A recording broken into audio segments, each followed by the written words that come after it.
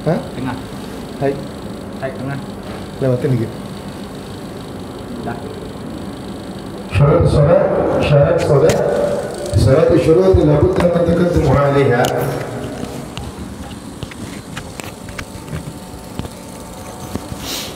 Pada malam yang mulia ini kita bahas tentang syarat sah salat. Namanya salat ya, kita bahas kemarin bahwasanya seseorang, bagaimana hukum seseorang ketika dia meninggalkan salat, sampai kemudian ada hadis baginda Nabi Muhammad, tidak ada pemisah antara seorang laki-laki dan kemusyrikan kecuali meninggalkan salat. Yakni maknanya orang yang meninggalkan salat, berani meninggalkan salat secara sengaja, maknanya dia telah meruntuhkan benteng yang menjadikan penghalang antara dirinya dan kemusyrikan kepada Allah Subhanahu wa taala. Maka mesti dijaga salat yang telah Allah Ta'ala berikan hadiah terbaik untuk ini umat. Apalagi disebutkan bunyal Islam al-khamas. Agama Islam itu dibangun dengan 5 perkara: syahadat, salat, puasa, zakat, haji. Maknanya kalau tinggal satu saja kewajiban tersebut, maka seakan-akan kita punya bangunan runtuh ataupun roboh. Maka dalam salat mesti ada syarat. Syarat itu apa? Syarat adalah sesuatu yang wajib ada untuk mendapatkan sahnya salat. Maka syarat sah salat labudda min taqaddum 'alaiha, yang wajib harus ada engkau dahulukan sebelum engkau mengerjakan salat. Ada namanya rukun, ada namanya syarat. Bedanya mana? Bedanya kalau syarat sesuatu yang mesti dipersiapkan sebelum masuk salat. Kalau rukun sesuatu yang harus ada ketika salat. Ini bedanya rukun sama syarat. Wastimrariya fi ma fiya ila hidayah. Dan syarat mesti ada sebelum salat dan berterusan sampai setelah salat. Maknanya nggak boleh hilang. Kalau umpama ada syarat kemudian tiba-tiba hilang satu di syarat tersebut, maka tidak sah. Famin syurutiha, maka di antara syarat-syaratnya at-taharatu anil hadatsin, suci daripada 2 hadas. Hadas apa? Hadas kecil dan hadas besar. Dalam kitab Muqaddimatul Hadramiyah bahkan ada namanya hadas, ada 3 kan? Kecil, besar, sedang. Tapi ini secara umum kitab fikih biasa membahas 2 daripada syarat sah salat, daripada taharah, daripada hadas, yakni hadas kecil dan hadas besar. Hadas besar adalah sesuatu yang mewajibkan kita mandi, yakni haid, junub, nifas, wiladah. Wiladah melahirkan ya. Adapun asghar adalah hadas kecil selain hadas besar. Sudah, nggak perlu disebutin. Sebutin kebanyakan, kencing, kentut, terus apa lagi, buang air terlalu banyak. Maka ketahui saja apa yang hadas besar, selain daripada hadas besar masuk kepada hadas kecil. Dan hadas besar ialah hadas yang mewajibkan seseorang untuk mandi. Ini mandi junub. Mandi junub syaratnya 2. Niat ta'mimul ma' ila jami'il badan, menyeluruhkan air ke seluruh badan. Udah gampang. Niat sama-sama mandi. Cuman harus memastikan semua air itu kena ke seluruh badan. Adapun wudu, adapun hadas kecil adalah yang diwajibkan atasnya wudu. Nanti itu ada pembahasannya, ada pembahasan di depannya wudu, terus banyak lagi cara wudu, doa wudu, zikir wudu, banyak nih, panjang. Mandi, tayamum. Ini dibahas satu persatu sama muallif, sama Habib Zain. Maknanya syarat sah salat itu sebenarnya ada 8. Di antaranya suci daripada 2 hadas, kemudian menghadap kiblat, masuk waktu, Islam, baligh, ya. Itu baligh tidak syarat sah salat. Syarat wajib salat. Kalau syarat sah solat tidak termasuk balik. Ada tamyiz juga sah solat. Akan tapi sini Habib Zain membahas satu persatu terlebih dahulu. Yang dibahas sekarang adalah at-taharatu anil haditsain, suci daripada kedua hadas kecil maupun besar. Wa tahara anil najasah, dan suci juga daripada najis. Wa satrul aurat, dan nutup aurat. Wa dukhulul waqt, dan masuk waktu. Wa istidbal qiblah, dan menghadap kiblat. Ini diantara syarat-syarat sah seseorang mengerjakan solat. Fatahara anil hadatsil asghar tahsulu bil wudu. Maka bersuci daripada hadas yang kecil itu cukup dengan berwudu. Bisa dengan berwudu. Wa anil hadatsil akbar tahsulu bil ghusl, dan adapun dengan hadas yang besar cukup dengan mandi. Wa yuqumu maqamal wudu wal ghusl at-tayammum. Dan sesuatu yang bisa menggantikan posisi wudu dan mandi itu cuma tayamum kalau tidak ada air. Fi alatil udhur kama sayati, dalam keadaan udhur sebagaimana yang akan datang pembahasannya. Ini ringkas-ringkas saja dulu ya. Ini dasar-dasar taharah. Walaupun sebenarnya anggapnya kayak ini sebenarnya pelajaran sih. Kalau semua kitab fikih pasti bahas taharah terlebih dahulu. Kadang-kadang pembahasannya udah didengar mungkin lebih daripada 10 kali. Tapi terkadang banyak juga yang masih lupa. Makanya tujuan daripada ta'lim ini adalah dalam Al-Quran disebutkan fadzakir inna dzikra tanfa'ul mu'minin. Maka saling mengingatkan. Kenapa tujuannya saling mengingatkan? Orang yang ceramah, saya yang ngajar, ataupun ada mauidhah penceramah, tidak selamanya mengajar. Terkadang lebih banyak mengingatkan daripada mengajar. Karena disebutkan di dalam Al-Quran juga bukan alim, tapi dzakir, fadzakir, ingetin, bukan ajarin. Kenapa? Kadang-kadang hal-hal yang sesimpel ini adalah hal yang kita ketahui daripada kita kecil dulu. Udah diajarin sama ustazah, tangku sama abu-abu dulu waktu kecil. Cuman hanya saja bertambahnya waktu, bertambahnya kesibukan, hal tersebut lupa daripada diri kita, maka perlu di-refresh, diingatkan kembali. Makanya tujuannya taklim. Tujuan taklim adalah untuk tazkir. Makanya kalau umpama di luar nggak dibilang mauidhah, tapi dibilang tazkirah. Bilangnya kalau ceramah itu apa? Tazkirah. Kenapa tazkirah? Tazkirah ini yang mengingatkan. Saya ceramah tentang sholat, saya bahas tentang wudu sama sholat. Masa ada yang hadir di sini tidak ngerti wudu sama tidak ngerti sholat? Mesti paham ya. Tapi kadang-kadang ada bagian yang dimana ingat di sini lupa di sini, ingat di sini lupa di sini. Makanya perlu ingatin kembali. Nah, kemudian dalam bersuci ada namanya magasid taharah. Magasid taharah itu ada 4. Yakni tujuan bersuci ada 4. Yang pertama al-wudu, yang pertama wudu, yang kedua mandi, yang ketiga tayamum, yang keempat menghilangkan najis. Ini namanya disebut dalam fikih namanya magasidut taharah. Kemudian ada namanya wasailuha. Wasail ini perantara untuk bersuci tersebut. Tadi kita udah sebutin yang namanya wudu, mandi, tayamum, sama menghilangkan najis. Kemudian dalam mau melakukan 4 kegiatan tersebut, perantaranya apa? Wasailnya apa? Maka wasailnya juga punya 4. Apa itu? Yang pertama al-ma' tahur, air yang suci. Ini wasail perantara pertama. Air suci gimana, Bib? Air suci itu air yang berasal daripada 7 sumber yang diperbolehkan di dalam syariat. Air apa aja? Mata air, sungai, air hujan, laut, sumur. Mata air udah tadi. Salju. Satu lagi. Embun. Ya. Di sini jawabnya 6 sih 1.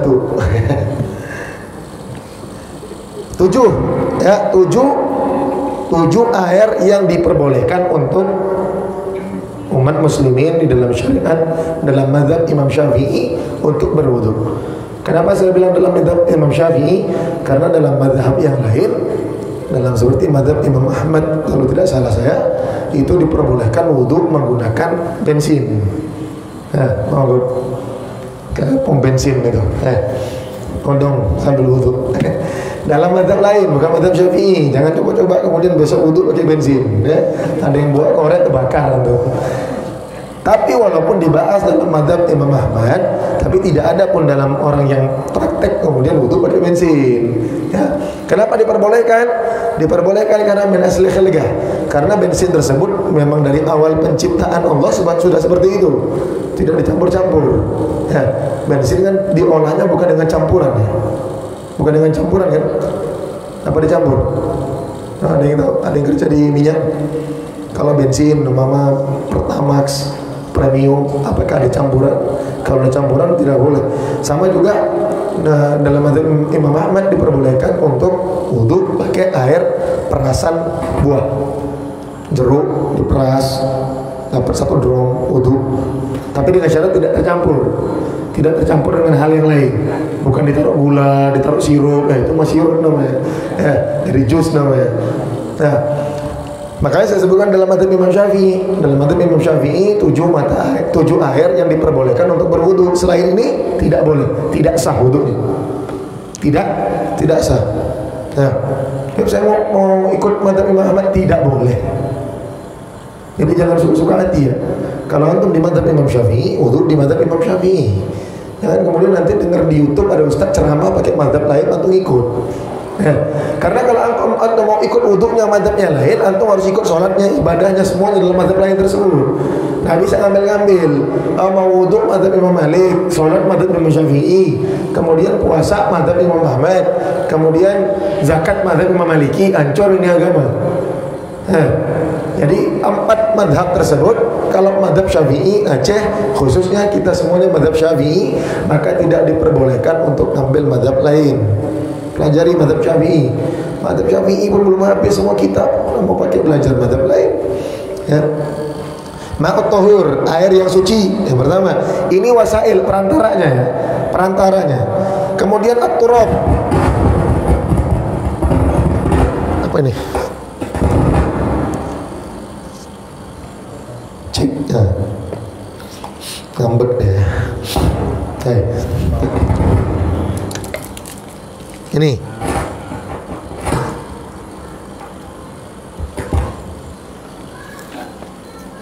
pakai cara lama ya, biar nggak goyang. Teknisi kuala simpang. Iya. Oke. Yang bunyi. Cek. Nah. Terus kita bahas wasail taharah yang kedua. Perantara untuk bersuci yang kedua. Tadi yang pertama ma'ut tahur. Tahur ini air yang suci, mensucikan. Ada namanya tohir, ada tohur. Kalau tohir suci aja tapi tidak mensucikan. Contohnya apa? Ini air lemon. Ini suci. Suci nggak? Suci. Najis nggak mungkin saya minum. Suci. Tapi tidak mensucikan, nggak bisa dipakai wudhu. Nggak sah. Kenapa? Karena namanya udah berubah jadi air lemon.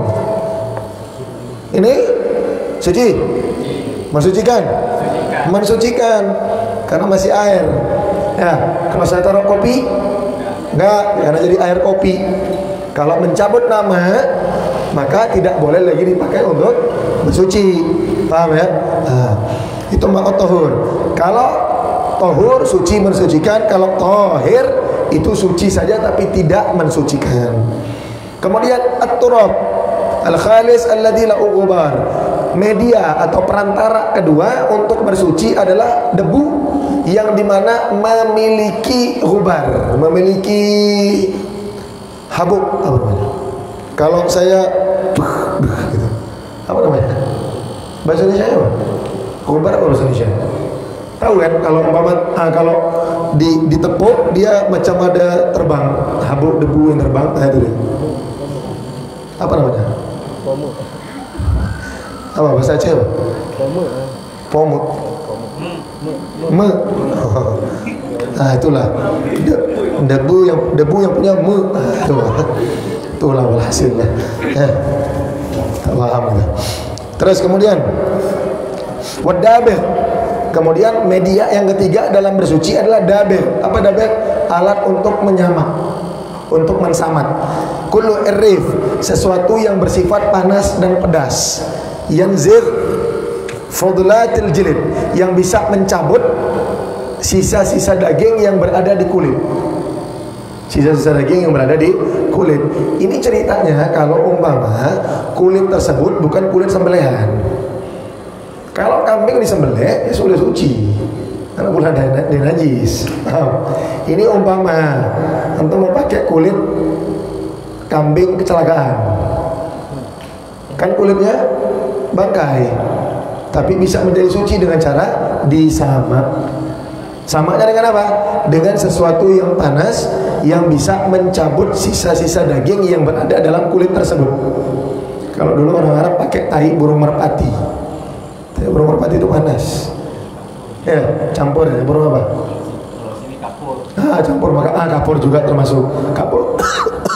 Walhasil sesuatu yang bisa mencabut, yang kalau digosok di kulit kambing tersebut sisa-sisa dagingnya itu terangkat semuanya. Maka selepas didabir, selepas disamak, disiram lagi dengan air, maka kulit tersebut sudah suci, sudah bisa dipakai. Nggak boleh buat sendal, boleh buat dompet, boleh buat ya.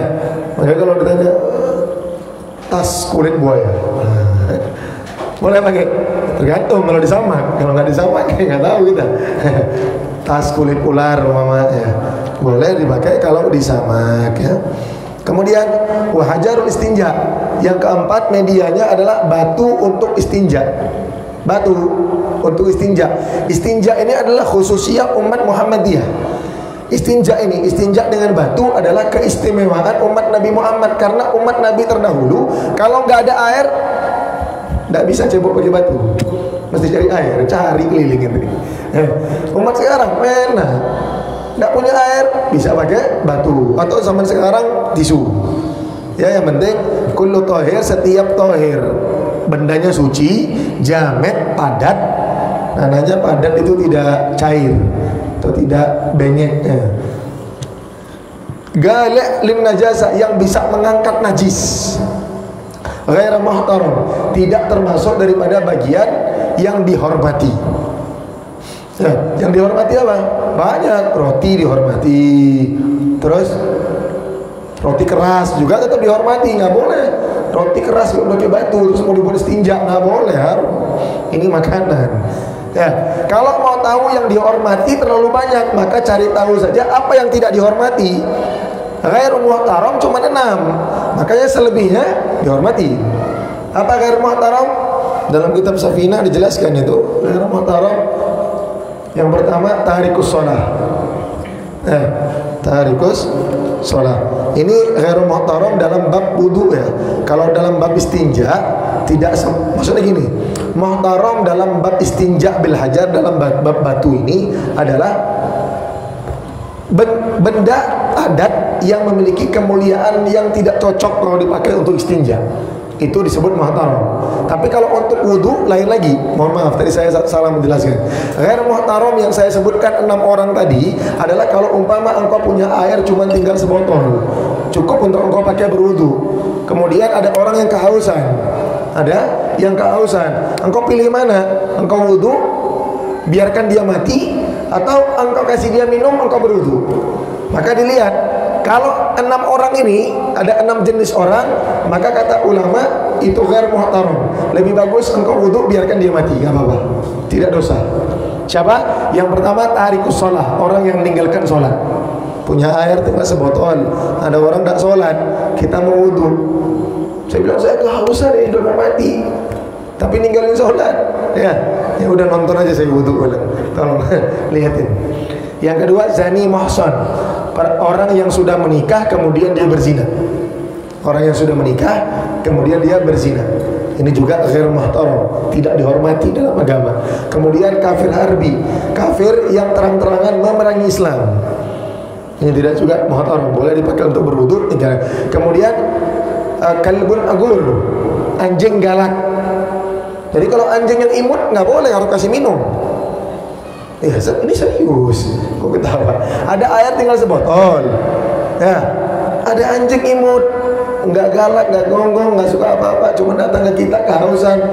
Apa yang harus kita buat? Wajib kita kasih minum ke itu anjing, kita tayamum. Tapi kalau kalbun agur, Kalau anjing yang galak, hobinya gonggong, ngejar orang, menyerang orang, maka nggak apa-apa kita tinggalkan dia kehausan.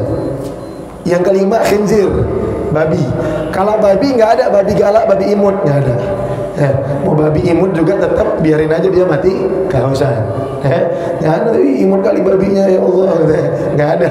Nah, biarin dia mati kehausan. Yang keenam, tidak usah. Pak lagi coba. Siapa lagi?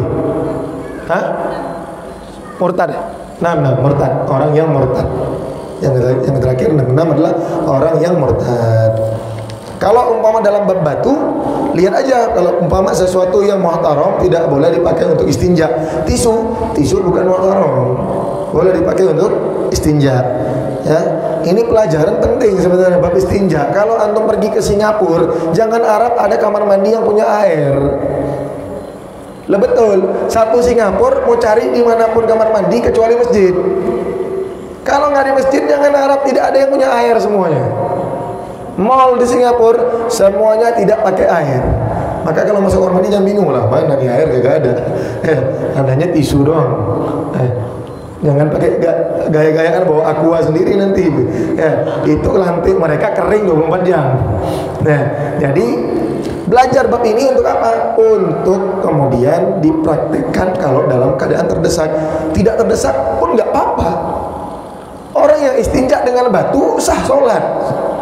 Karena istinja dengan batu bukan seperti tayamum. Tunggu nggak ada air baru pakai debu, bukan.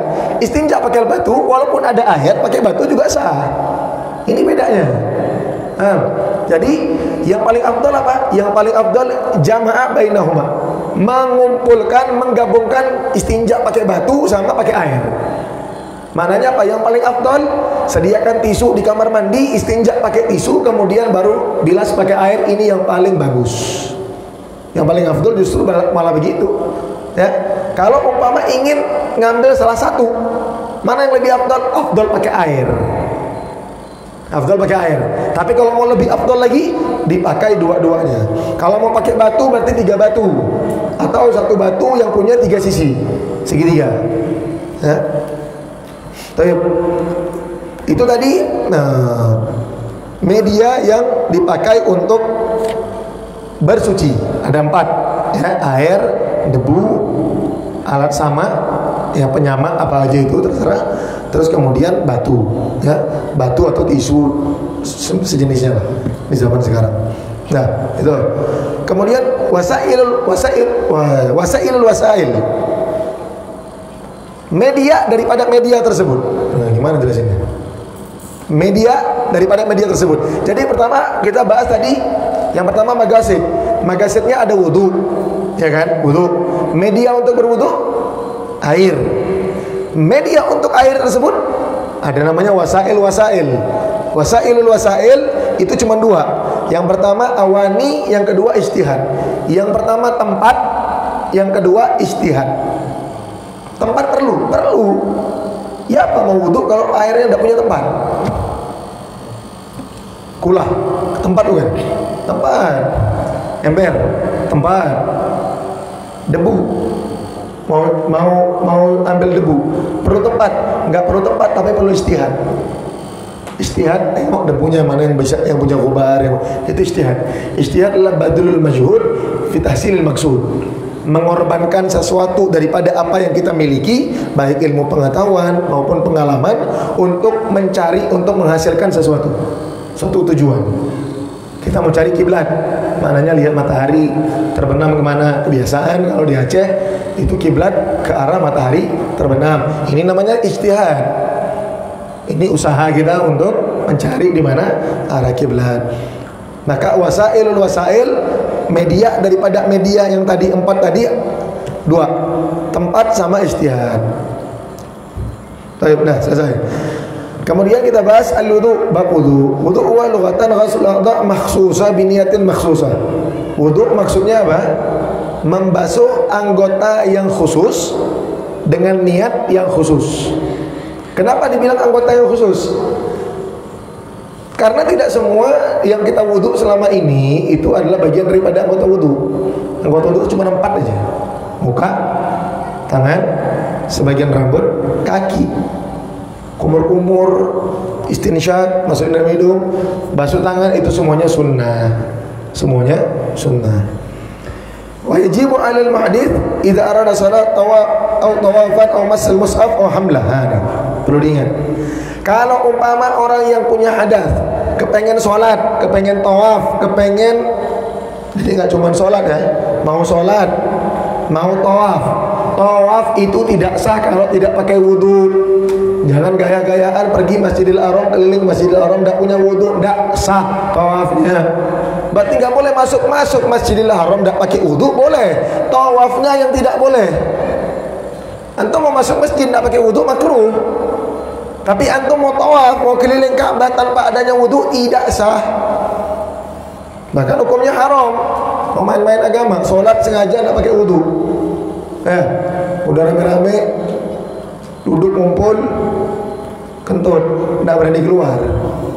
Tidak berani keluar. Karena kebetulan kentutnya suaranya nggak ada, wanginya semerbak. Jadi orang pada nunggu-nunggu semuanya, liatin semuanya, siapa yang bangun bentar lagi wudhu. Kira-kira siapa nih bentar. Nggak berani bangun, akhirnya paksakan diri sholat tanpa adanya wudhu, hukumnya haram. Dan kalau ada kejadian semisal itu, tugas kita ngapain? Nutup aib saudara kita. Dulu Nabi Muhammad pernah kejadian seperti itu.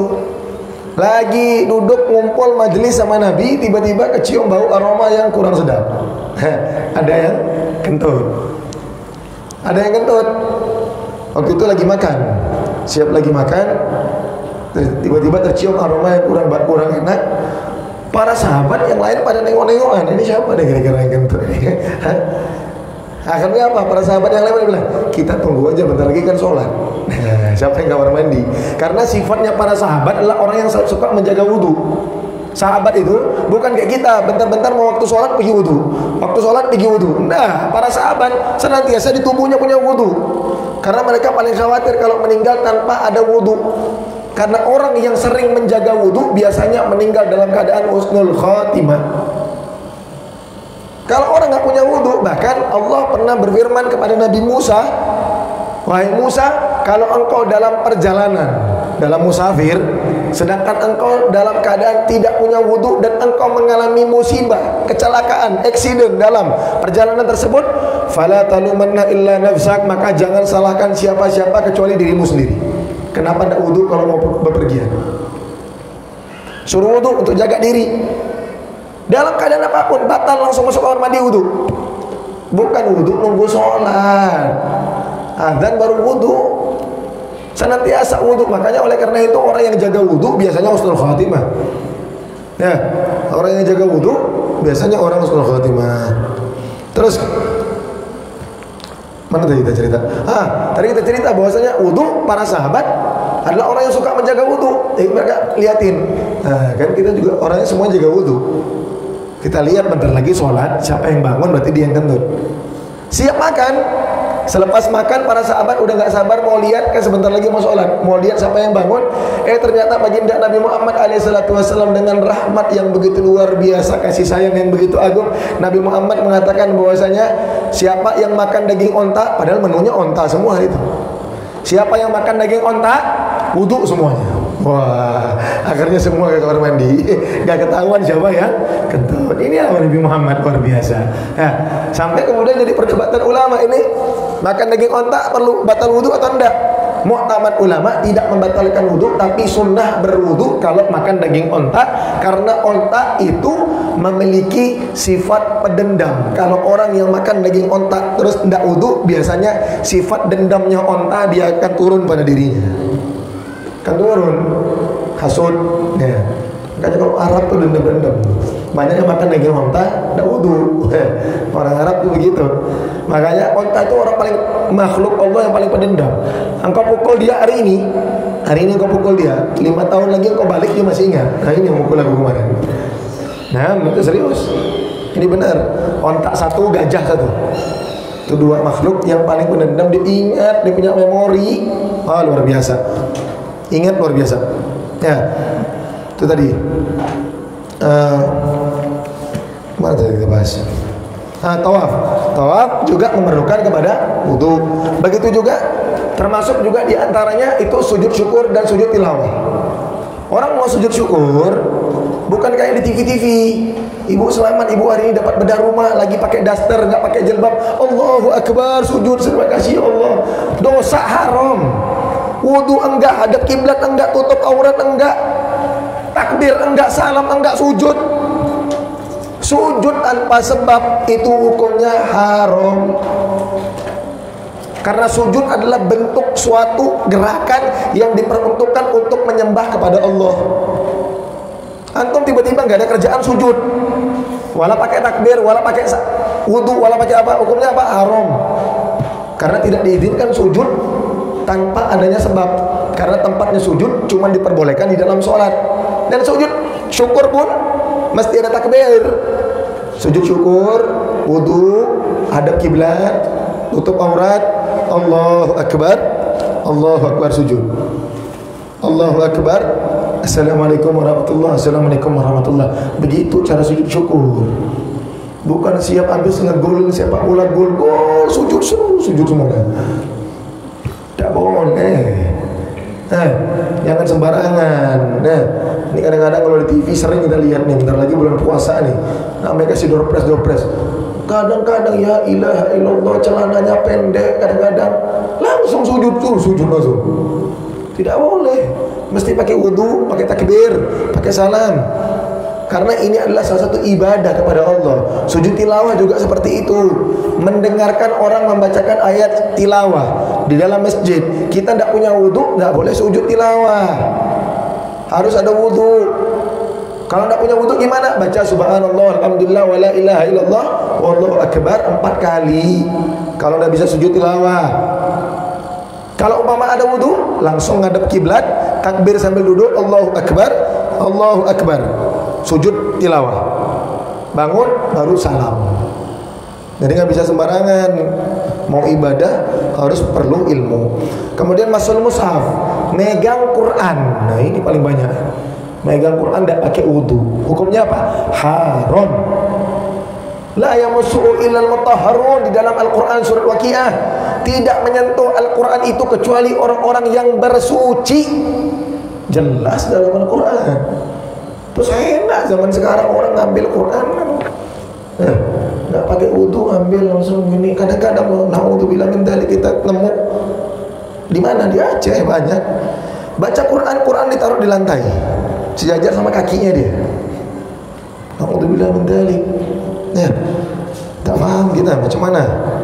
Al-Quran tersebut kalamullah, kalamnya Allah, itu diletakkan di atas lantai.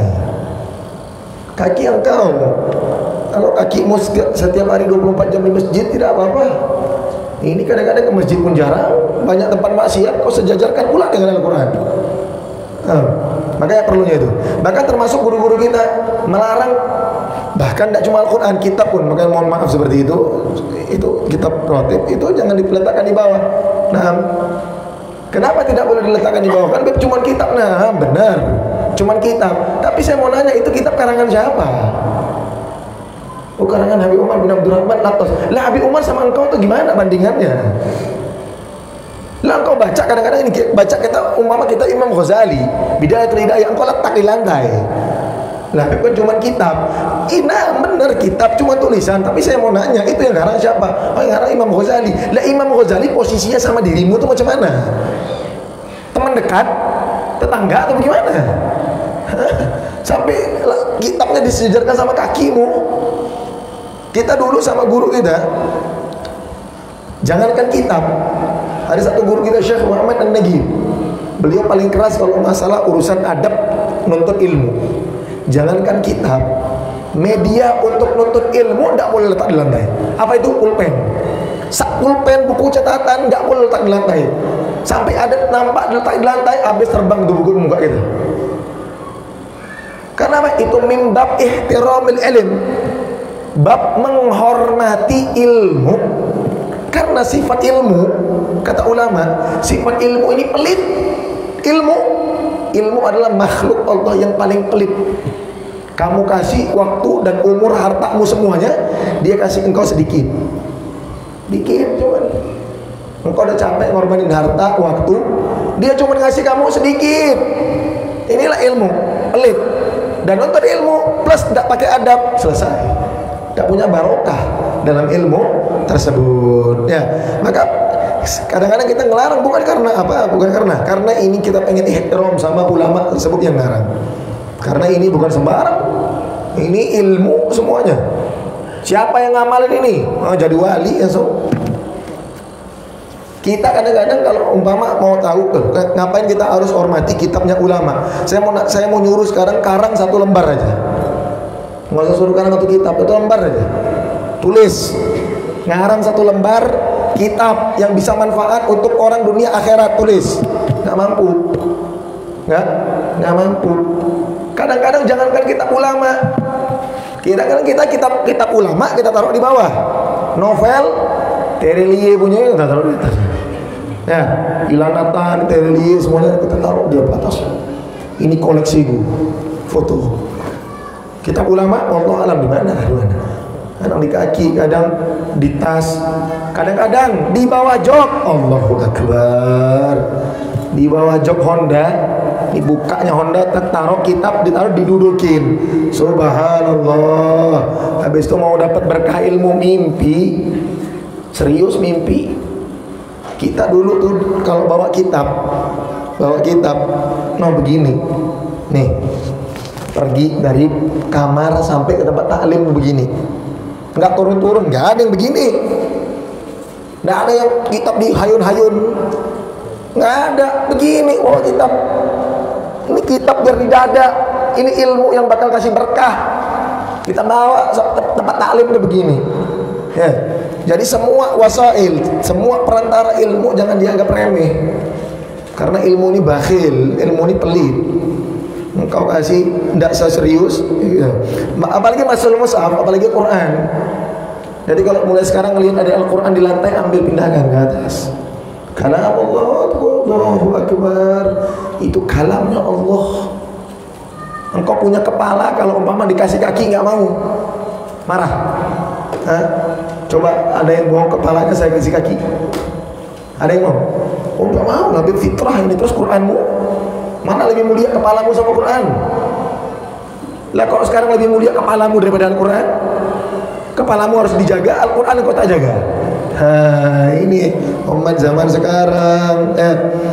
Masul mushaf tidak boleh, haram tanpa wudu. Kemudian hamluh, bawa Quran pun tidak boleh tanpa adanya wudu. Dalam tas bawa Quran boleh, tidak boleh tanpa ada wudu, kecuali engkau bawa Quran bersama barang yang lain di dalam tas tersebut.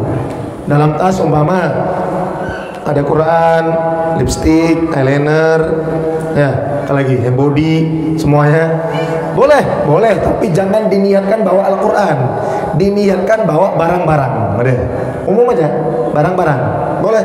Tapi kalau khusus bawa tas untuk bawa Al-Quran dan engkau tidak punya wudu, hukumnya haram. Bawa Al-Quran nggak boleh. Sama juga termasuk bawa Al-Quran hamluh. Dalam bab hamluh disebutkan di dalam kitab Tibyan di Adab Hamalatul Quran, disebutkan macam nih. Kita tidak punya wudu, terus kita balik Quran aja nih, pakai lidi, haram. Kita membawa Al-Quran, ini juga tidak boleh. Nah, apa susahnya wudu? Kurang air dulu. Sampai paksakan diri itu. Kalau tiup gitu, boleh kalau jago. Tapi habis air liurmu lengket di Al-Quran ini semuanya bau Al-Quranmu nanti. Jadi memegang Al-Quran harus ada wudu. Membawa Al-Quran juga harus ada wudu. Membaca Al-Quran makruh kalau tidak ada wudu. Mama ada yang bukain, yang punya wudu dibukain, kita baca Quran, hukumnya makruh.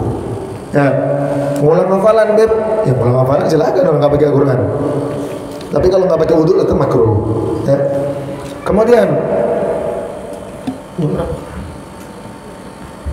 wa yundab lil junub idza arada aklan wa syurban wa nauman aw wata'an. Yang tadi pertama itu wajib ya, wajib wudu kalau mau sholat, tawaf, sujud syukur, sujud tilawah, pegang Quran, bawa Quran. Ini mesti ingat.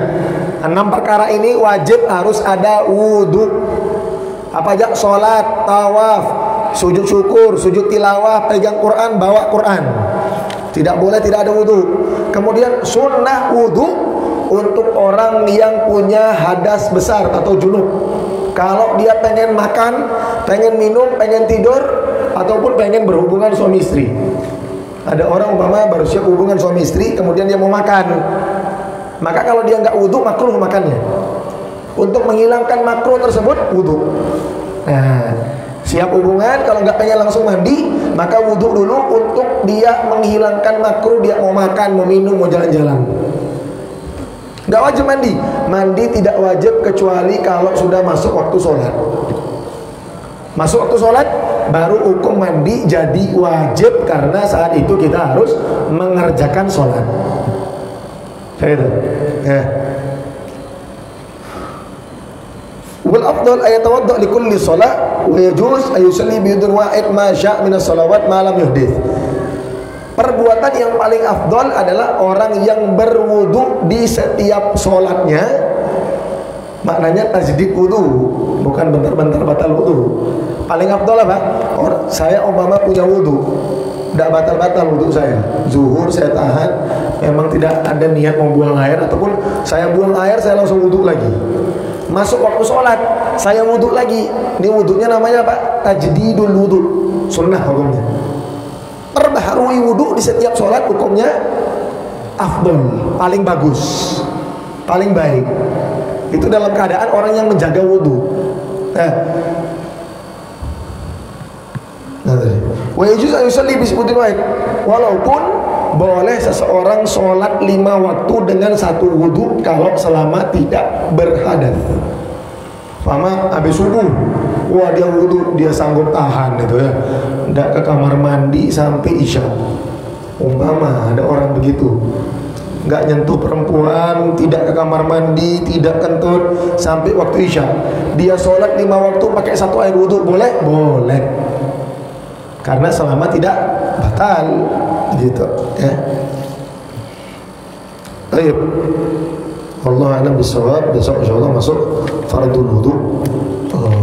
Ya, besok masuk fardul wudu, cara wudu sama adabnya. Ini kitab, kenapa saya bilang bahwasanya ini kitab, waktu kita minta sama guru kita mau ngajar di sini, ajarin katanya syarah hadis Jibril, Hidayatul Thalibin. Kenapa? Karena dalam kitab ini mengandung ilmu tauhid, tasawuf, fikih, tastafi, udah lengkap sudah. Dan kalau beliau mengajarkan cara berwudu, bukan cara berwudu yang wajib, tapi cara berwudu yang wajib, yang sunnah, yang adab. Wah, perfect. Karena biasa di kitab fikih lain itu diajarkan syarat sah wudu, cara berwudu, karena memang kitab fikih tugasnya untuk mengajarkan bagian dasar syariat. Bukan salah kita fikihnya, enggak. Jangan salahkan kita ulamanya. Engkau yang salah. Kita fikih memang ditugaskan untuk mengajarkan bagian dasar syariat. Tauhid mengajarkan keyakinan kita kepada Allah. Tasawuf yang memperindah amalanmu di sisi Allah. Begitu. Tapi dalam kitab ini Habib Zain ngerangkum terus sekaligus. Beliau mengatakan nanti mengajarkan kaifiyat wudu, cara berwudu dengan yang wajib plus sunnah serta dengan adabnya. Lengkap. Wajib dapat, sunnah dapat, adabnya dapat. Jadi langsung tiga-tiga diamalkan, insya Allah yang wudu sempurna semisal yang diajarkan oleh Habib Zain masuk surga dari pintu yang mana engkau pengen mau. Tidak perlu amin kok, memang iya. Sabda Nabi kok. Nabi yang bersabda. Orang yang wudu dengan wudu sempurna, dia baca kemudian asyhadu an la ilaha illallah wa asyhadu anna Muhammadar Rasulullah. Ada doanya, doa selepas wudu. Kemudian disebutkan dalam hadis, maka dia dipersilakan masuk surga dari pintu yang mana dia mau. Enak, wudu aja masuk surga. Wudu ampun dosa. Kita nih enak, umat Nabi Muhammad ini umat paling enak. Barang siapa yang makan, wah makan. Urusan perut ini, urusan perut. Barang siapa yang makan, mendatangkan doa, Allahumma barik lana fima razaqtana wa qina adzabannar, maka Allah Ta'ala ampunkan dosa-dosanya. Lah makan urusan perut dia ampunin dosa. Ini enak umat Nabi Muhammad ya. Urusan perut ampun dosa. Kalau baca doa, jangan kan baca doa makan. Teringat pun tidak. Bukan langsung wah, dasar syaitan makan sama kamu. Ya, kalau kita tidak baca bismillah, syaitan akan ikut makan bersama kita. Makan banyak gak gemuk-gemuk. Nah ini ada makan banyak enggak gemuk-gemuk. Gimana mau gemuk?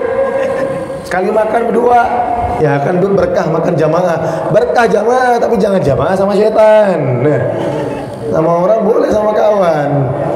Makanya kalau mau makan ingat Allahumma barik lana fima razaqtana wa qina adzabannar. Siap makan? Alhamdulillah aja. Syukurlah kalau ada alhamdulillah. Kalau alhamdulillah pun enggak ada, ini lebih parah. Alhamdulillahilladzi at'amani wa sagani warzaqani. Hah? Nah. Kok yang laki-laki enggak ada yang hafal? Enggak pernah makan? Pernah? Nah, dia malin. Belajar, tanda manfaat ilmu diamalkan. Kalau belajar nambah ilmu, tidak nambah amal, apa gunanya nuntut ilmu? Ilmu akan menjadi hisab dan engkau akan diadab sebelum orang yang menyembah berhala.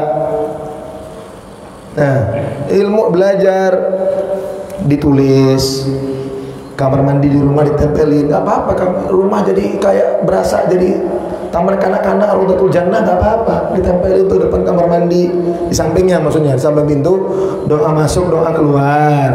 Ya, samping dispenser, samping di dispensernya ditulisin doa mau minum, adab minum apa aja. Itu diajarin loh sama guru kita, buat seperti itu di rumah supaya kita punya anak terbiasa dengan tarbiyah nabawi, dengan didikan Nabi Muhammad.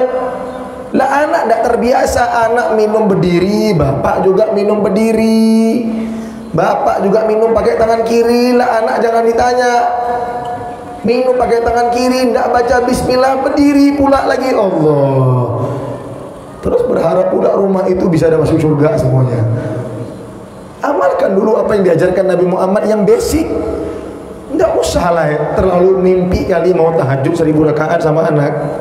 Jangan cepat, jangan jauh kali mimpi. Yang basic dulu belum kita amalkan. Mau keluar rumah tulis doa khuruj manzil, doa keluar rumah, doa masuk rumah, tulisin. Biar rumah berasa taman kanak-kanak, ditempel-tempelin nggak apa-apa. Yang penting jadi rumah Nabi Muhammad. Kenapa malu? Kalau saya bangga orang datang ke rumah, kok ada tempelan, hafal nggak? Enggak, itu kan nggak pernah tempel. Nah, ngomong aja begitu. Ente sih nggak pernah nempel di rumah ente, cuma nempel hafal. Masuk kamar mandi, adabnya apa? Keluar kamar mandi, adabnya apa? Doanya apa? Bisa bayangin nggak kalau umpama suami, istri, anak, umpama kalau ada mertua, semua kalau mau makan pada bismillahirrahmanirrahim, Allahumma barik lana. Oh, gimana berkahnya itu rumah. Nggak kebayang itu rumah berkahnya gimana. Nggak kebayang bolak-balik malaikat mondar-mandir tuh di rumah. Nggak kebayang. Saya punya keluarga di Malaysia. Saya punya keluarga orang kaya tapi rumah macam TK begitu. Ditempel-tempelin. Ini tempelin, mau tempat wudhu ditempelin, doa wudhu, adab wudhu, doa basuh tangan apa begini ditempelin semuanya. Beliau punya anak 4 orang, 3 laki 1 perempuan. Kalau udah masuk waktu azan, umiknya gampang, tinggal teriak aja nama anak-anaknya, fulan, fulan, fulan, fulan, azan. Oh, langsung masuk kamar mandi, pakai doa, pakai semuanya. Saya ngelihat hasil daripada tarbiyah nabawi yang diperbuat tersebut. Hasilnya apa? Ketika turun siap wudhu, mereka berebut untuk jadi imam sholat. Nggak bangga antum punya anak, adik-beradik berebut jadi imam sholat. Sampai yang perempuan, saya punya sepupu yang perempuan, dia bilang apa? Namanya Humaira. Dia tanya, Umi, asih abang-abang jadi imam, Humaira kapan jadi imam? Ya. Sampai yang perempuan dia punya ghirah untuk mau jadi imam. Karena apa? Tarbiyah di rumahnya luar biasa, didikan rumahnya luar biasa. Kita ngelihat rumahnya aja, ya mimpi kita kapan rumah kita begini. Kadang-kadang anak kita adzan, bentar Mi, sikit lagi, tanggung mau chicken dinner bentar lagi. Main game PUBG dulu. Ini begitu adzan mereka tinggalkan semuanya. Malah yang saya takjub, mereka berebut untuk jadi imam. Kalau ada yang bilang kebagian, loh kemarin abang udah jadi imam, hari ini saya yang jadi imam. Saya nggak kebayang kalau kita punya rumah tuh begitu, anak-anak kita berebut jadi imam. Ini anak-anak kita berebut ngilang-ngilang dari sholat, belajar ghosting sejak ini. Hilang begitu udah dengan azan langsung hilang. Kunci kamar, bunyi-bunyiin air. Udah sholat, udah mi. Modal bunyikin air, bentak sejadah, uminya masuk, nengok sejadah udah kebentang. Udah sholat, udah tadi mi. Bukan malah sholat, nggak bohongin orang tua. Kenapa? Tarbiyah dari orang tuanya nggak ada. Kenapa? Saya yakin kalau anak yang model begitu pasti orang tuanya tidak pernah sholat jamaah sama anaknya. Ini anak 4 kenapa berebut jadi imam? Karena kalau abahnya pulang sore, maghrib mesti abahnya yang jadi imam. Anaknya yang doa, anak kedua mimpin ratib, anak ketiga baca doa ratib. Wah. Ya apa ini? Rumah berasa pondok pesantren. Karena apa? Ayahnya yang memiliki peranan penting, ibunya juga memiliki peranan penting dalam mendidik anak. Kalau di rumah udah nggak pernah jamaah, di rumah nggak pernah baca ratib, di rumah nggak pernah wirid, di rumah nggak pernah baca Quran, di rumah nggak pernah kemudian ibadah, jangan harap anakmu juga ngikut. Mau engkau berbuih nggak suruh anakmu pergi ke tempat pengajian, seseorang akan lebih cenderung mengikuti perbuatan bukan perkataan. Dia tengok uminya gimana. Anaknya pergi TK, gurunya ngajarin minum sambil duduk ya. Iya bu, balik ke rumah baru masuk assalamualaikum, uminya lagi minum sambil berdiri. Anaknya, tadi guru bilang duduk, umi berdiri. Bingung anaknya. Ya, ragu pertama. Kalau masuk kamar, keluar, nengok bapaknya juga berdiri. Bapak juga berdiri. Masuk kamar, keluar lagi, kakak juga berdiri. Oh gurunya yang salah, keluargaku yang betul. Kenapa? Lebih ramai yang berdiri daripada yang duduk. Ini problemnya. Dari sekarang, yang muda-muda dari sekarang untuk menjadi ibu yang baik untuk rumah tangga dari sekarang, dari sebelum nikah. Dari sebelum nikah, biasakan perbuatan-perbuatan yang dibuat Nabi. Ketika engkau udah nikah, engkau telah terbiasa. Jangan udah nikah baru mencoba untuk biasa, sulit. Tapi dari sekarang masih gadis, usahakan dari sekarang jadilah gadis yang soleha, sehingga nanti Allah Ta'ala akan kirim lelaki yang soleh untuk dirimu insyaallah. Amin ya rabbal alamin. Ada yang mau nanya selain ini?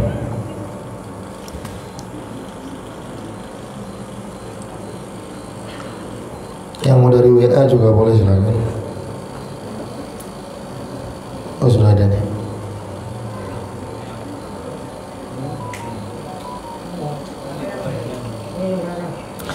Bagaimana hukumnya membersihkan kencing bayi laki-laki dan perempuan yang sudah memakan makanan bukan lagi ASI menggunakan tisu basah? Tidak sah, najis.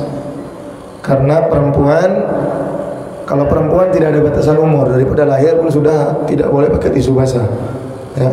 Kalau laki-laki diperbolehkan untuk memercikkan air selama umurnya belum lebih 2 tahun dan tidak makan selain ASI.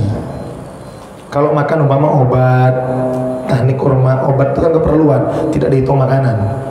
Ya, maknanya kalau dikasih pisang, itu laki-laki, anak laki-laki dan anak perempuan tidak sah membersihkan kencing dengan menggunakan tisu basah.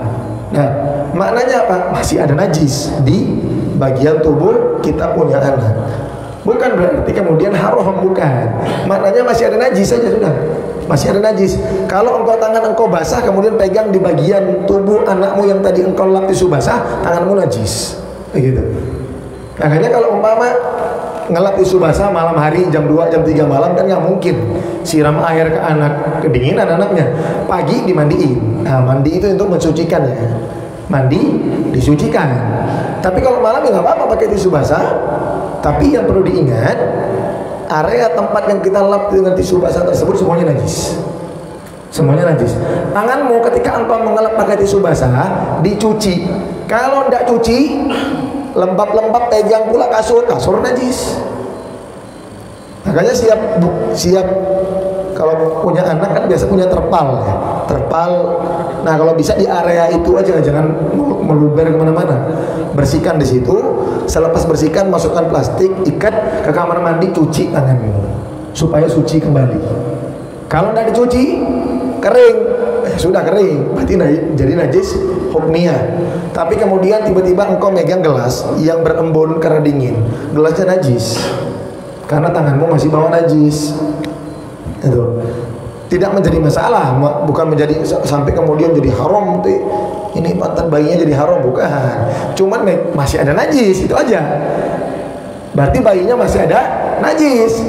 Maka perlu diperhatikan, jangan sampai nanti engkau tidak pakaikan pempas, engkau tidurkan pula dia di kasur. Kalau masih basah, kalau kering nggak masalah. Karena ada goidah dalam fikih, al-jaf ma'al jaf tahir. Kering ketemu kering hukumnya suci. Kering ketemu kering hukumnya suci. Karena najis yang kering tidak bisa memberikan lengket, membekas kepada tempat yang lain. Umpama apa? Umpama saya pegang tai lembu kering. Tai lembu kering. Nah, saya letak balik. Kan tai lembu kering kan, kalau saya pegang tangan saya kering, tai lembu kering saya pegang kayak roti ya, kayak keras begitu ya. Atau tai himar tuh kayak batu udah persis kalau udah kering. Saya buang. Apakah najis? Ya enggak najis. Kenapa? Tainya kering, tangan saya kering. Kecuali kalau tangan saya berkeringat, megang tai najis. Nah gitu. Ya, itu kaidahnya.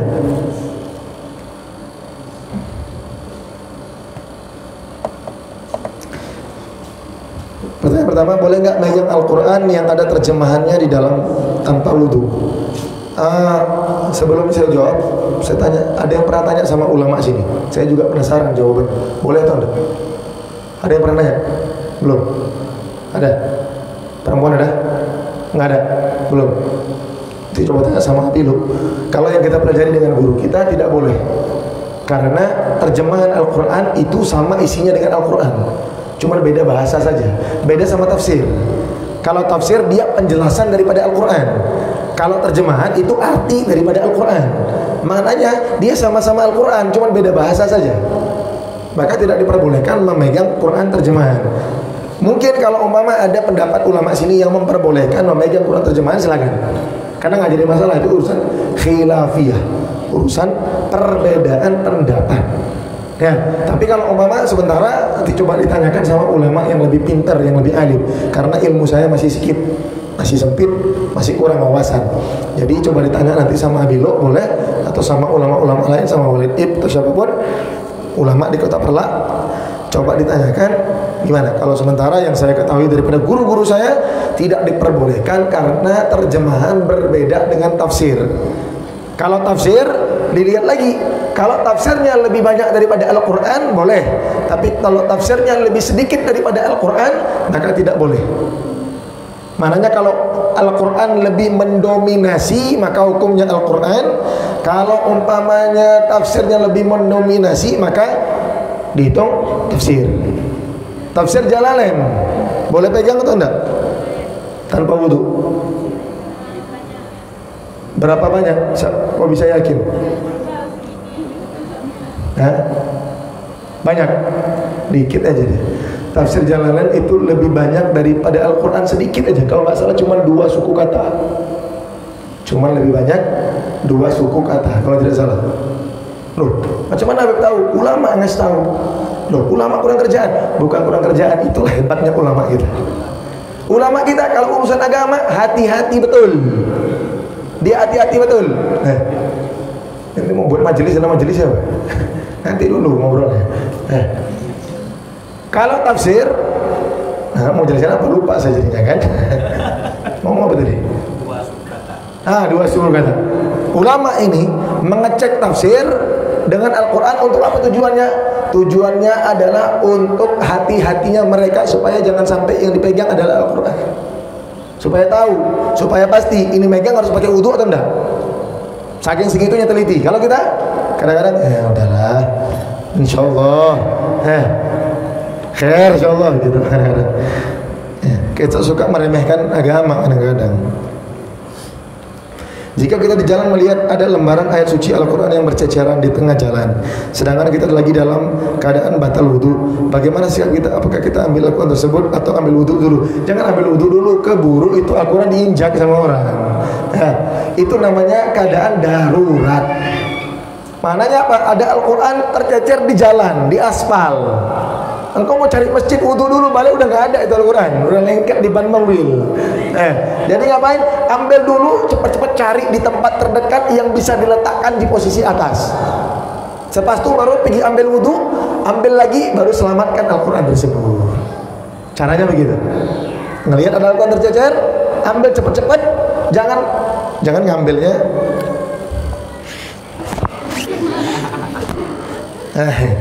Antum tidak punya wudu, haram. Ya, ambil cepat, cari mana tempat ada yang bisa letak dulu. Cari air, wudu, baru ambil lagi, cium. Baru kalau umpama lembaran kira-kira tidak bisa diselamatin, bakar sekalian terus. Ya, kalau umpama masih bagus ukurannya, pergi ke masjid atau kemana, ke dayah atau ke apa, kasih sama orang, nggak masalah. Ya. Kalau nanti umpama ada yang punya, kalau ada namanya, ada Quran Pocket sekarang ada nama, nomor HP, telepon orangnya. Nah, bolehkah dimiliki Al-Quran tersebut? Sama seperti hukumnya seperti barang hilang, harus diumumin juga baru bisa kau miliki barang tersebut. Ya, makanya Al-Quran tersebut diselamatkan. Ya, kalau nggak punya wudu, maka ambil dulu Al-Qurannya, jangan wudu dulu. Selepas itu baru wudu.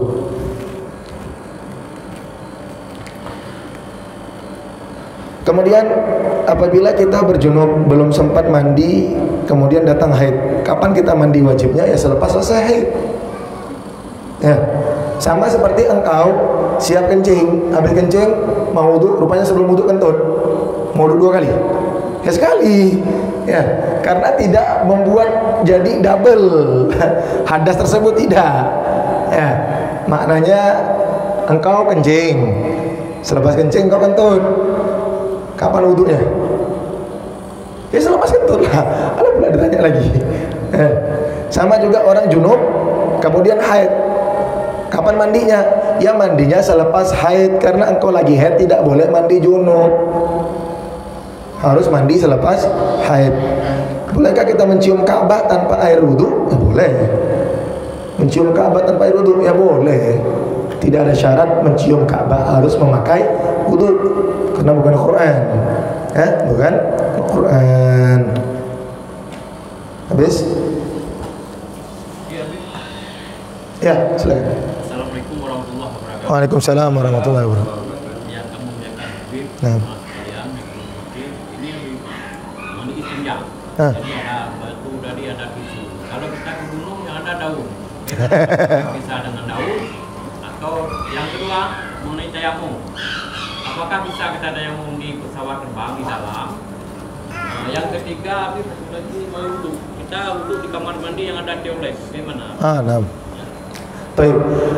Yang pertama adalah kalau umpama di hutan, tidak nemu tisu, tidak ada batu, tidak ada, adanya daun. Kalau daunnya daun yang licin, mananya kayak daun mangga ini licin ini, tidak bisa mengangkat najis, maka tidak boleh. Tapi kalau ada daun yang kasar, maka diperbolehkan. Jadi mesti syaratnya itu tidak bukan di daunnya, tapi di jenis bendanya itu kira-kira bisa mengangkat najis atau enggak, bisa geser najis atau enggak. Kalau kan daunnya licin malah tidak geser najis, malah akhirnya melebar kemana-mana najisnya. Ya, maka cari daun yang kasar, dan cari daun yang kasar pun dilihat, jangan daun yang gatal. Pakai daun pula nanti musibah nanti.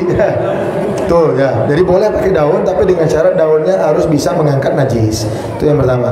Yang kedua, tayamum. Bolehkah tayamum di dalam pesawat? Tidak boleh, karena pesawat tidak ada debu. Kalau pesawat berdebu, tidak ada yang mau naik pesawat. Siapa mau naik pesawat berdebu? Tidak boleh. Jadi kalau umpama masuk waktu sholat, kemudian tidak ada air, tidak ada debu, bagaimana? Maka wajib tetap sholat. Namanya sholat li hurmatil waqt. Sholat untuk menghormati waktu. Niatnya bagaimana? Sengaja saya sholat untuk menghormati waktu karena Allah Ta'ala. Allahu Akbar. Sholat nggak pakai wudu, nggak pakai tayamum. Selepas turun daripada pesawat langsung ambil air wudu ke musola, sholat ganti balik sholat tadi. Apakah boleh meninggalkan sholat? Tidak boleh, haram. Makanya ada syarat untuk menghormati waktu. Walaupun tidak punya air wudu, tetap tidak diizinkan untuk meninggalkan sholat. Wajib tetap sholat. Ya. Terus kemudian terakhir tadi tayamum. Bukan apa? Kamar mandi yang ada toilet. Ya. Kamar mandi yang ada toilet apakah boleh dipakai untuk berwudu? Saya rada bingung ini kalau mau jawabnya. Ya. Kamar mandi yang ada toilet. Karena beberapa kamar mandi kita punya guru juga ada yang ada toilet dan tidak ada yang ada toilet. Ya. Kalau secara zahir kita melihat selama air tidak memercik ke atas diri kita, maka itu hukumnya sah. Selama air tidak memercik, makanya dalam kamar mandi itu paling afdal letak sendal. Pasti banyak di kamar mandi kita tidak punya sendal. Kamar mandi itu sunnah taruh sendal. Jangan kemudian kamar mandi tidak punya sendal, apalagi kamar mandi yang punya toiletnya. Tapi secara zahir yang saya pahami, boleh berwudu di dalam kamar mandi yang ada toiletnya selama tidak terpercik air daripada ke toilet tersebut kemudian mengenai ke tubuh kita.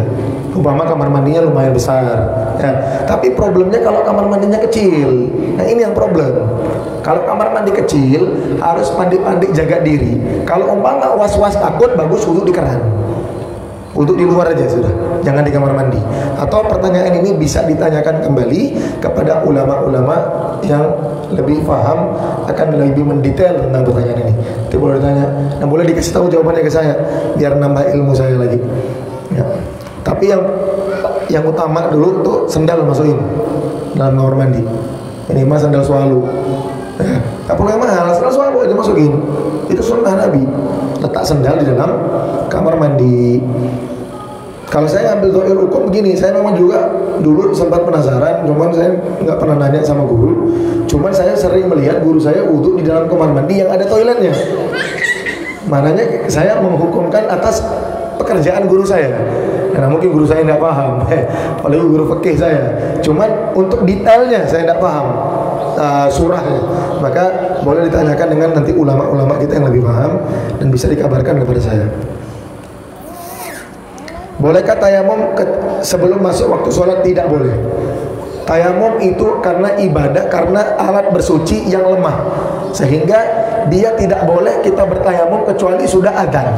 Kalau belum adzan zuhur tidak boleh bertayamum. Ahlan. Kemudian cara mensucikan najis atau air kencing anak di kasur spring bed gimana? Ya, spring bed ya apa? Cuci spring bed mau sudah. Ya, dia disucikan pun sebenarnya tidak menjadi masalah. Yang penting kau ganti spray. Ganti spray. Spraynya itu yang perlu disucikan. Engkau punya spray, spraynya itu dicuci, terus dibentang, spraynya kering, ya nggak masalah. Engkau tidur di atas itu. Engkau tidur di atas spray.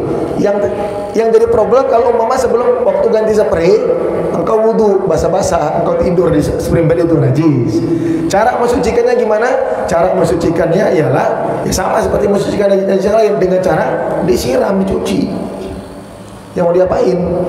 Karena nggak bisa mau dipercik-percik doang atau kemudian di apa istilahnya, kalau zaman sekarang itu ada vacuum cleaner yang sekaligus pakai air, nggak bisa. Atau dilap doang pakai tisu, nggak sah, malah najis satu spring bed. Antum ngelap pakai tisu kain basah di spring bed yang ada najis. Satu spring bed antum lap, satu spring bed najis. Maka gimana caranya? Ya caranya seperti biasa, tunggu turun najis tersebut kering, tunggu air kencingnya kering, kemudian dicuci, disiram air, baru kemudian suci, ya. Cuman sistematisnya saya nggak ngerti itu gimana cara nyuci spring bed. Ada bisa nyuci spring bed? Oh, dosmir ya, nah ya. Bawa dosmir berarti ya. Ya gitu caranya berarti. Ya, ada dosmir spring bed. Kok nggak pernah tahu saya?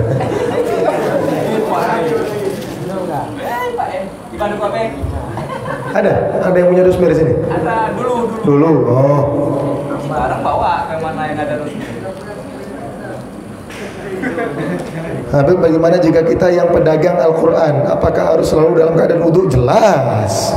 Kalau antum pedagang Al-Quran, antum adalah orang yang tidak boleh batal wudhu sama sekali. Ya apa antum mau jual Al-Quran, antum tidak punya wudhu? Coba saya lihat, ambil sendiri Pak, saya nggak punya wudhu. Nah, mungkin begitu. Ya? Harus punya wudhu megang Quran. Tidak bisa jadi alasan saya pedagang Al-Quran. Justru yang pedagang Al-Quran harus lebih perhatian sama wudhu. Dan dia juga harus, kalau bisa dakwahnya, ia ngajarkan sama orang yang beli. Ya, kalau boleh sediakan tempat wudhu.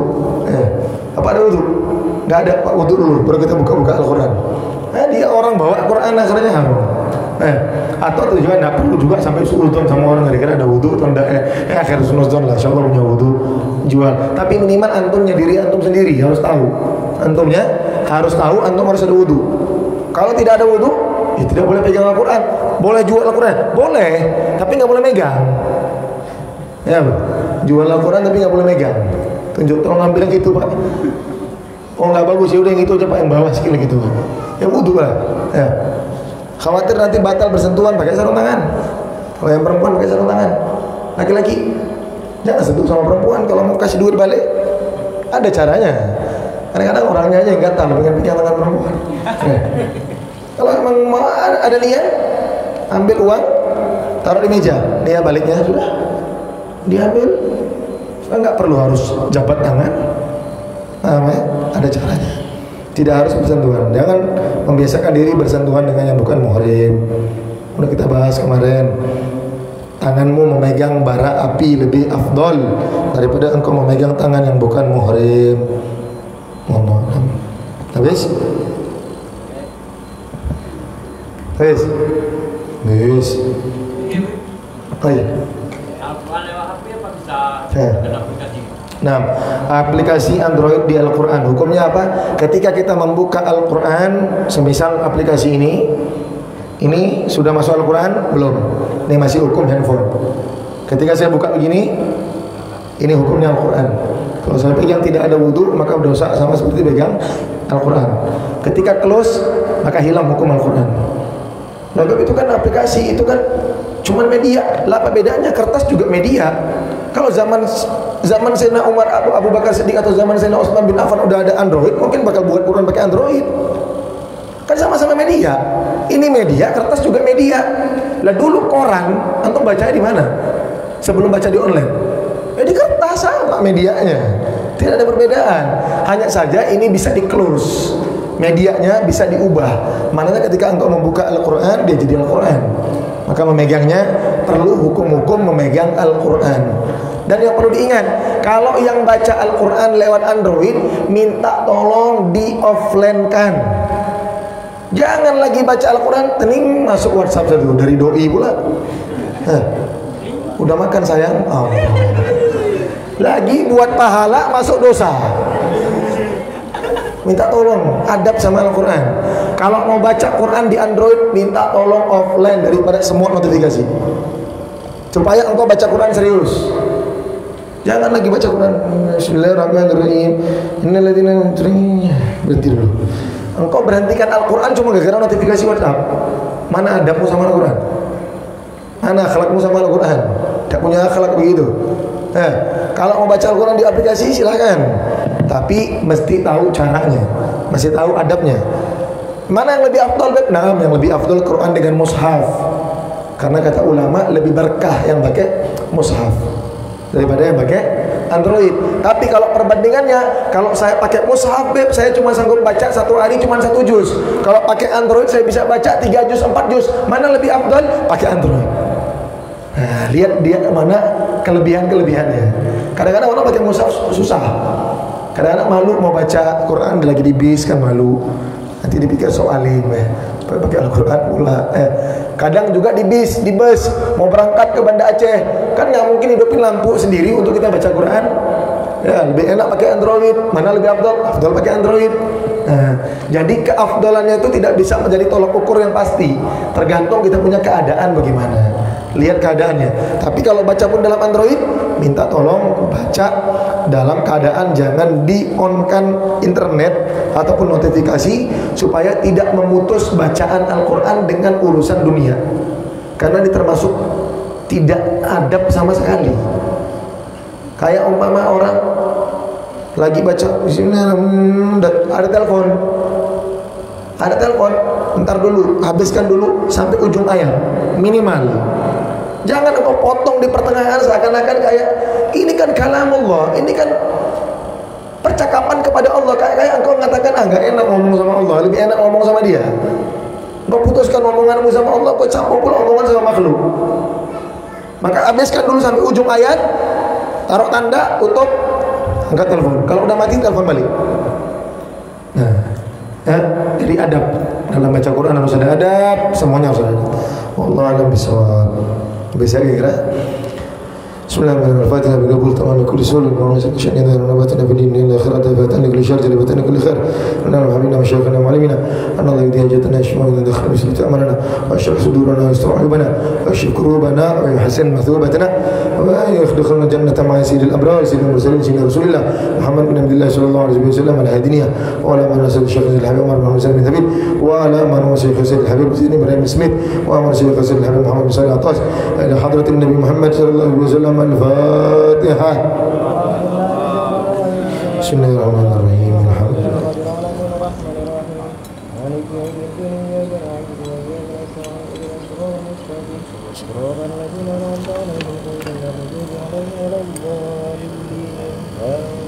يا ربنا اعترفنا بأننا اقترفنا وأننا أسرفنا على لظى أشرفنا فتب علينا توبة تغسل كل حوبة واستر لنا العورات وآمن الروعات واغفر لوالدينا ربي ومولودينا والأهل والإخوان وسائر الخلان وكل ذي محبة أو جيرة أو صحبة والمسلمين أجمع آمين رب فاسمع فضلا وجودا منا لا باكتساب بالمصطفى الرسول نضى بكل سول بالمصطفى الرسول نضى سولي بالمصطفى الرسول نضى بكل سولي صلى وسلم ربي عليه أدى الحب وآله وصحبه عداد تشي صحبي والحمد لله في البدء والتناهي والقبول.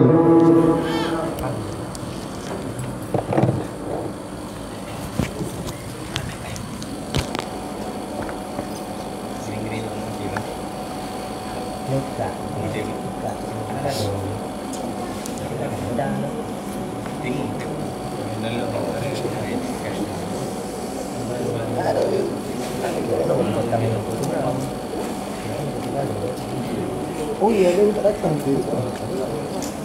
Ingat, jangan ingatin. Innalillah. Marah nih lu. Ini? Udah lagi. Oke, mameh lagi urumbang. Itu bang apa? Kan alasan enggak digunakan alasan. Bismillah.